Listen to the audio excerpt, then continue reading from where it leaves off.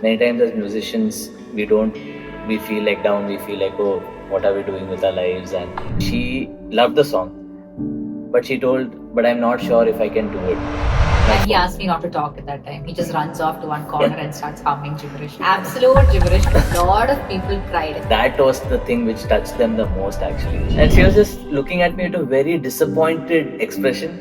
It get really demotivating as an artist. So messages like these really help. So in today's episode, we'll be talking about Ashwin's most recent release, which was Chekkeru Nee. And when was it released again? March. Released in March. And how was the response? It's been doing well. It's been doing really well. I didn't expect actually it to get so many streams. I think it's at around 48,000 streams or something on Spotify already in a month, which is like really good. Yeah. And for a layman to understand, 48K is a lot. Yeah. I think it's doing even better than my like most streamed song so far, which is Ariya Theeram. Wow. And what does your most streamed song have? I'm asking because I honestly don't remember now. Wow, very good. What a wife. Ariya Theeram has, I think, more than 400,000 streams right now on Spotify. All right. So, can we see how many are listening to it? Because I remember you had showed me this feature before. Go to the audience. 1 second. So, yeah, for those who don't know, Spotify for Artists is a tool which musicians have. So, like how Spotify has an app like that, we have an app called Spotify for Artists. And in that, one of the coolest things which we can actually see is how many people are listening to you at that moment. So it's 12:41 right now, and there's around 5 people listening to my music right now, which is like so cool. That is really cool and kind of creepy. Imagine you could actually ping the person who is listening to your song and say, "Hey, how's it going?" Yeah, but it is really like nice as a musician, right? Like many times as musicians, we feel like down, we feel like, oh, what are we doing with our lives? And is anyone even out there listening to anything we have done? And this kind of gives a nice validation that, yeah, there is someone out there listening to you. Who knows, maybe with the development of AI, you might be able to even ping them, message them and say, so do you like my song? Which part of my song is the best? Yeah, like you said, I don't know how many would appreciate that happening, that you're listening to someone and they just message you, but yeah. Right. So do you want to maybe tell us a story about Chekkeru Nee? I remember the story actually, but for the audience? For the audience. Chekkeru Nee. Yeah, so Chekkeru Nee. Did you forget about Chekkeru? No. I'm just thinking because the work on that song actually started last year in March, 2024 March. So one of my friends, Sanu, he was. Who is someone even I know because we are from the same school. Yeah. So Sanu had just reached out to me a few months before that, generally asking how I make music and how my songs are made and stuff like that. He had taken a keen interest in my music making process. So that was one conversation. Then maybe a month or so later, I think sometime in March last year, he just messaged me and he was like, so I want you to do this project. I think you can pull that off. I want a song made for my daughter. It has to be a lullaby, and there's a lot of time for it. We are planning on having her baptism in December or January, so you have time till then. Can you make something? So I was more than happy to take up that as a project because, I mean, such a beautiful project, right? To have someone you know. Yeah. And it's something so sweet. Yeah. And before, like, I've had a stint in this company called the Wedding Filmer where I used to do the sound design, right? So there I had seen how beautiful it is when you make this wedding film for couples, and that is going to be a lifetime worth of memories. Wedding filmers are the ones who did Ambani's wedding, right? Yes, I did the sound design for that. Yeah. So hype moment. So when I was working with the wedding filmer that time, one of the most beautiful things I saw was when they're approaching wedding films, it's not just about making the school wedding film with cool shots, but it's a memory for people. It's something which the couple is going to go back to 2 years from now, 5 years from now, 10 years from now. So that kind of stayed with me. And so when this song came up, I also thought that, oh, actually I'm getting this amazing opportunity to make a song which is going to be a lifetime of memory for the parents, but also for the child when the child grows up. So I was obviously more than happy. And for the child's sibling who might not get a song. So Yeah, I don't know. Yeah, now if Sanu tells one more song is needed, I don't know what I'll do. So I asked him, can you like, first of all, tell me some of your favorite lullabies? He told it has to be in Malayalam. So can you tell me some of your favorite lullabies, and can you tell me about how it felt when How it feels holding a child. yeah, yeah, how it felt the first time when you held the child? Did you get that instant Goosebump moment. feeling? Yeah. So all that I asked him, and then he told me that he had written a letter for her when she was just 3 months old. So I was like, wow, can you share it with me? So he was so kind to actually share that with me. Obviously, the contents of it are private, but in brief, It inspired you to make yeah, this. it was a 3 page letter. It inspired me in a big way because it was so clear how much he loves his daughter and his wife. Like both of the things were there in that letter. And at that point I felt, okay, yeah, this is what the song should be. The song should be a reflection of what he has written in that letter. Maybe I should just immortalize that in the form of a song. So that was the very beginning of how Chekkeru Nee started. So if there was one word to describe this song, Oh man, one word to describe, I know, beautiful. I don't know. I'm very bad at this. Yeah, I don't know about one word. It's so many things. Like it's so many feelings and emotions. I think the word I would use for it is heartfelt. Yeah, For this particular actually, song. true. Yeah. See, this is why you are better at this than me. Yeah. Yeah, heartfelt because when you read the lyrics and you hear even the tune, it sounds very sweet and you can hear the emotions and you can feel it actually with the song. So yeah, I think heartfelt is a good word. I think any parent would agree. Yeah, I mean, I felt I in this song I'm actually very proud of this one because I felt I was able to capture the emotion in that letter perfectly in the song. It didn't instantly happen, by the way. I read the letter maybe in March of last year. I remember. I mean, I didn't read the letter, by the way. I know that he took time. Yeah, so it happened March of last year. Then you went for a trip. Yeah, that was in August though. He had told I have time till December. So I took my liberty because I knew it's such a special song. I didn't want to just jump into it while so many other projects were going on. So I waited for a bit, and then I knew in August we were going to Goa. So yeah, we were having a trip with our cousins, and my eldest cousin had a child who was 6 months old that time. Oh, that's a very cute child. Yeah, their son was 6 months old that time. So this was the first time we were all like going to hang out with the child, and I knew that that will be a moment which, if I get to experience, I would definitely be inspired because I have known my cousins since we were kids. So we have grown up playing cricket together, playing football, and chilling out. And now we are at this stage where the transition is happening. Yeah, like they become parents. So to see that in the trip, that also inspired me so much because in front of my eyes, I could see the amount of love which is poured towards a child. Like this is something which when we grow up, we forget about this, right? And then we see how people our age are with children, and we realize, damn, like the amount of love which is poured into a child by parents, that's like crazy.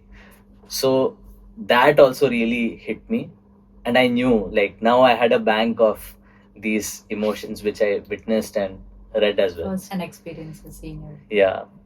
Then after that, after I came back from the trip, is where one of the days I knew I was feeling inspired. So I came to the studio, and right here, this keyboard, I just yeah, I just played it. And do you want me to show you actually what is the first idea which came? The scratch? I have it with me. The scratch? Yeah. Okay. It is before even, I don't think even you have heard this. This is like something. So this is before the gibberish part. This is before anything has come. Literally the first time I sat on the keyboard and I was like, okay, I was feeling something. I was like, I'm feeling some sort of emotion. So let's see what comes. This was the first thing. And all of this doesn't make it to the final song, but this was the starting point. Okay.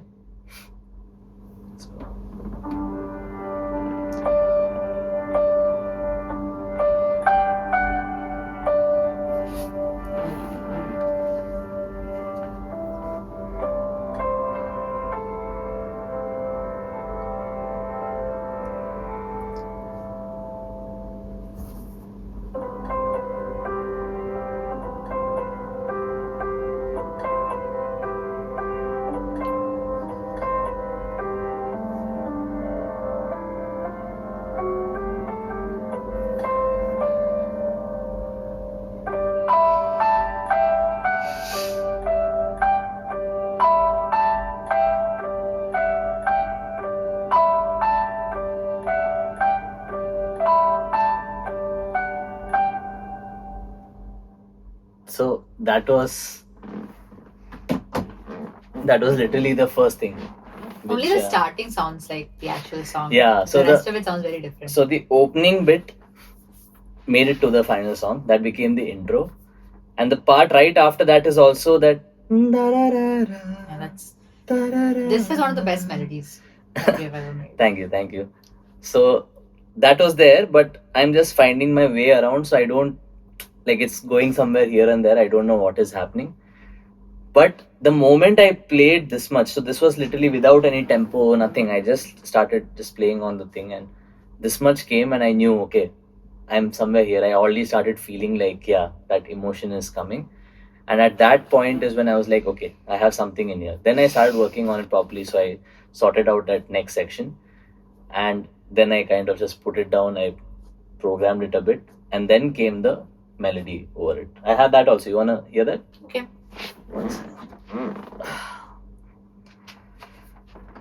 So yeah, this is like one of those rare times where actually, I mean, usually you know, right? Like each time I get a you start humming gibberish. Composition, yeah, I hum gibberish and I record on my phone. And he asked me not to talk at that time. He just runs off to one corner and starts humming gibberish. Absolute gibberish.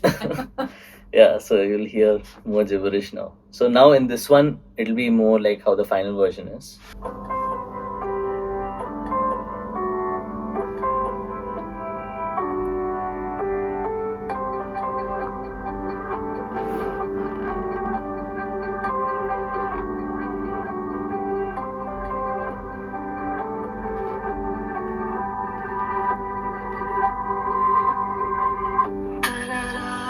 Now Jimmy sings. This is me. I know.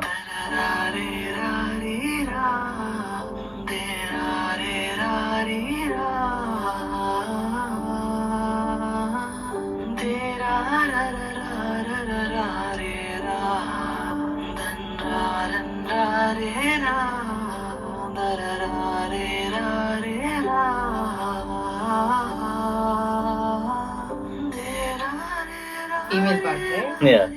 I just sang it in false that time. Yeah, so that's how like the scratch came. So I think this happened in the like first few days itself. After I made the initial thing, within a day or two I had this much. Like it all came in one flow, and as I was making it itself, I was getting that feeling, yeah, this is it. Like usually if suppose you're doing a song for client or something, you make multiple versions, but this I knew this is it. It's the one. Okay, now that we've actually sorted out how you made this song, or maybe the melody actually, with the gibberish, how did this gibberish turn to lyrics? Okay, so in the letter, obviously Sanu had written it from his point of view. But was it in Malayalam or English? You never showed me the letters. The letter was in English, but then he was very clear that he wants a Malayalam song. So again, like after spending time with the cousins, the love to the child is not just from the dad, right? From the mom and dad. So I thought it would be really cool to, even though for Sanu's wife it was a surprise, she did not know anything about it, but it would be really cool to have the song from the perspective of the parents. Yeah, then I got in touch with one of the lyricists I work with frequently called Sam, and I told him this whole concept. I told him the basic idea about the letter and everything. And yeah, what happened is over the course of writing the lyrics, it became like the first verse was from the perspective of the mom and dad telling about the child arriving in their life. The second verse became about how they feel about the child, how the child has given meaning to their life. And third verse became about how they want their child to always soar high, and we'll be there for you no matter what. Chekkeru Nee is soar high. Yeah. So yeah, that whole process also is very beautiful. I think among all the lyrics we have done so far, it is I think it is the best. It is the best lyrical work in the collaboration between me and Sam so far. Yeah. Okay, and now comes the part where most people actually like really keenly listen to, which is the voice behind the song. The vocalist. Yes, the vocalist or the singer. So now you said that we have a female and a male singer, right? So how do you find them? I mean, I know the male singer, you have him in most of your songs. And I know the female singer as well. She's very talented. She's so young. I feel so old seeing all her accomplishments. But yeah, how did you decide on these two? So the male vocalist is Jimmy, and the female vocalist is Nichole. Jimmy, the moment when he had told about a lullaby, I felt even before I had composed anything, I thought it'll be a good fit for Jimmy because Jimmy's voice has a really nice earnestness, soothingness. Obviously, like the singing quality is there, but it has an earnestness and a purity in it, a sort of innocence in it, which I felt would be a great fit for such a heartwarming song like you told, like such a heartfelt song. So that is there. Nichole, it was a very interesting conversation with Nichole about this actually. So Nichole is she has just turned 20 now. At that time, she was 19 years old. So Nichole, obviously, from a lullaby perspective, I felt her voice will be the perfect fit. Her voice is so soothing and very sweet. Yeah, very sweet. It's perfect for lullaby. But when I had actually reached out to her, she heard the song and she loved the song. But she told, but I'm not sure if I can do it. And I was like, why, what happened? She was like, because I'm just 19, like, how will my voice sound like a mother? How do I make myself sound like a very valid question? Yeah, a mother. So I think over a voice note on WhatsApp, we were conversing like that. And I sent her a message back saying, that doesn't matter because you don't have to treat the song like you are the mother in it. Go to the essence of the song, which is whoever you're singing these lines to, you have to relate to it from the point of view of you love them so much, you don't want anything bad to happen to them, you want to protect them. Yeah, you want the very best for them, you want to protect them, you want to be there for them all the time. You have to go to that essence, so you can equate that feeling to your parents, to your niece or nephew, anyone, right? If you go to the core of that and sing these lines, then it will emote, and then it won't matter if your voice doesn't sound like a 30 or 40-year-old or something like that. So I told her that, and then she was sold. So yeah, so that's how the selecting of the singers happened. But when you are choosing the singers, you can kind of imagine in your head. But I always have this thing where usually the scratches when I'm singing in my voice, it sounds a certain way. But once they bring that touch to it, they bring that life and the beauty to it, it just goes to another level. So it elevates 100%. And both of them did that in their own way. Jimmy as well as Nichole, they just took the song to another level, and they brought, I don't know, whatever emotions and whatever life experiences they have brought it into the song and taken it to another level. Yeah, it's a really beautiful song, and they've done so well. Thank you. And actually, you've not mentioned this, but I just thought I'll mention it. The fact that all three of you were never in the same studio, not in the same country. Yeah, you're right. Yeah, I mean, Jimmy was in Bangalore, I was here, Nichole was in Czech Republic or something. Yeah. So everyone recorded from their own places in different studios. But that's the beauty, you know, right now, the way it is, like, even if you're not in the same spot, you can collaborate with anyone and make beautiful music. So now we know how Chekkeru Nee happened and how it became such a beautiful song and who all helped make it. And how was Sanu's reaction, by the way? How was the family's reaction to the song? Oh, he was so overwhelmed. So first of all, like when I had first sent the song to him in my voice itself, he was very touched. But then after the final version, after everything was done, he was so happy, and I was so excited now for him to surprise his wife. And I remember I was waiting the whole day, like, has he shown? And it was, I think, a really emotional moment for them. One thing which I'd completely forgotten to talk about in the song, which was the sprinkle on top of the song, which is what they loved the most, was incorporating their child's voice at the beginning and end of the song. So that was something which happened at the very end.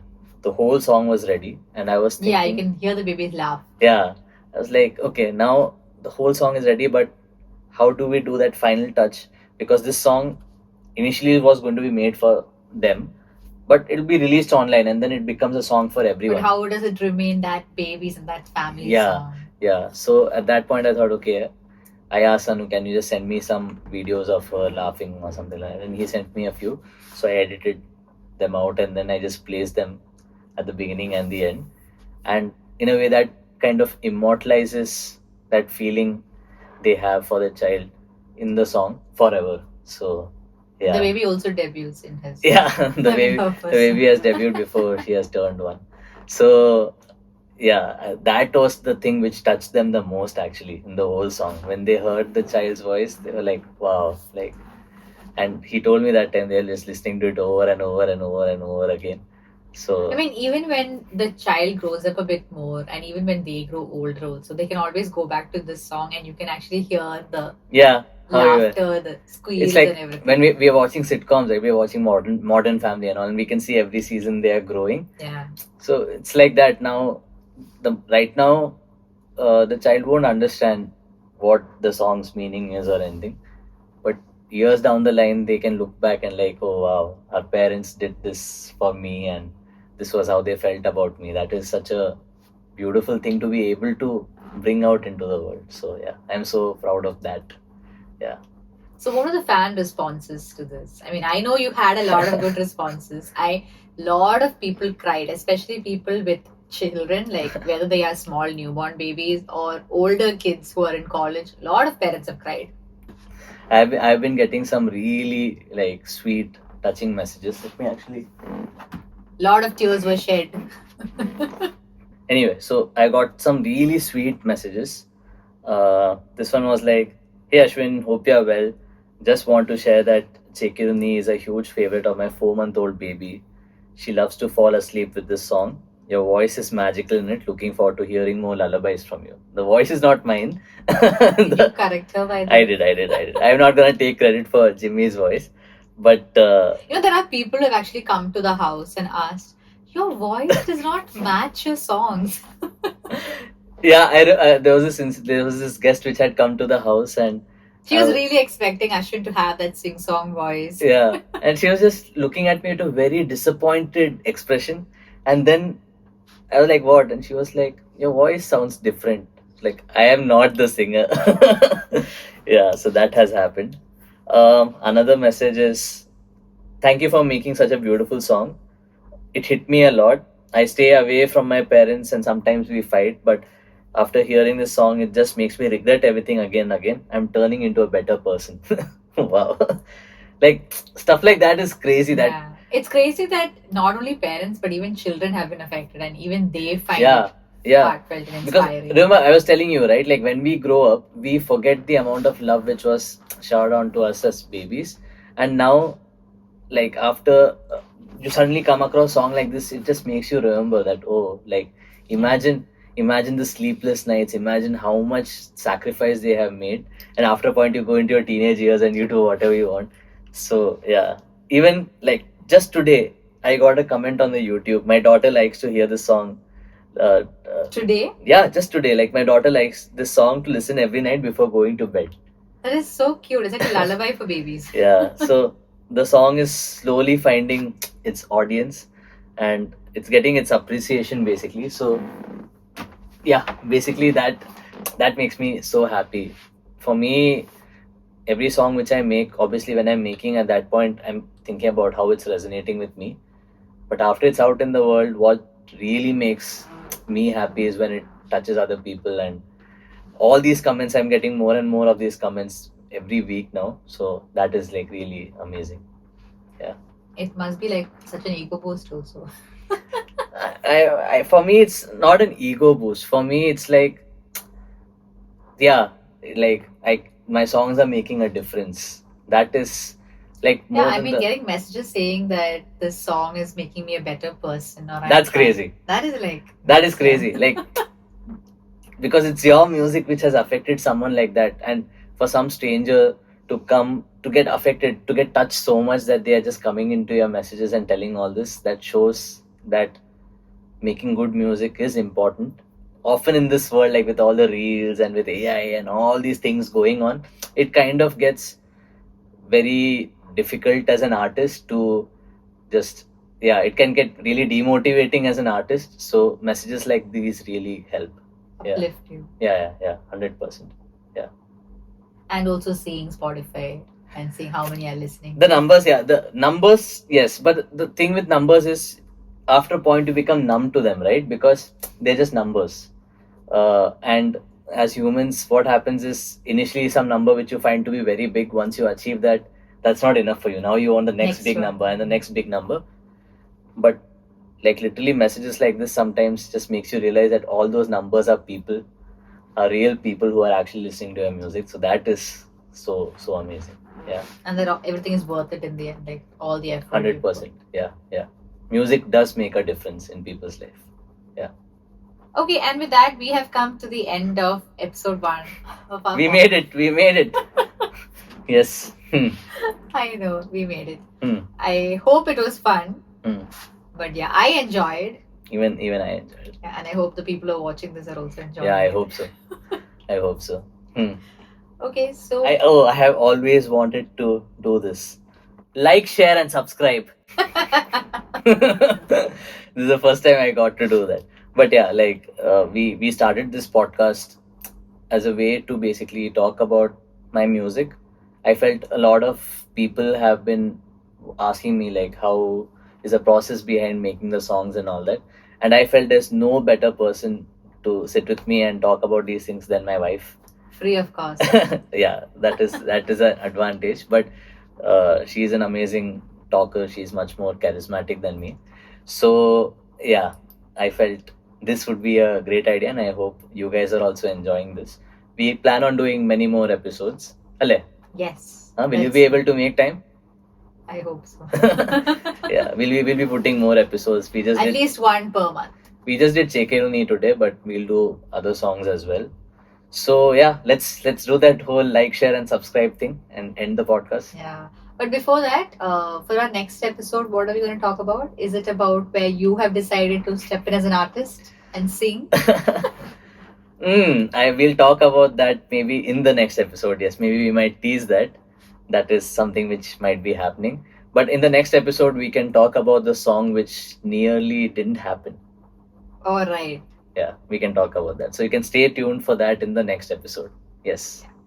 All right. So thank you so much, everyone, for watching. Yes. Please like, share, and subscribe.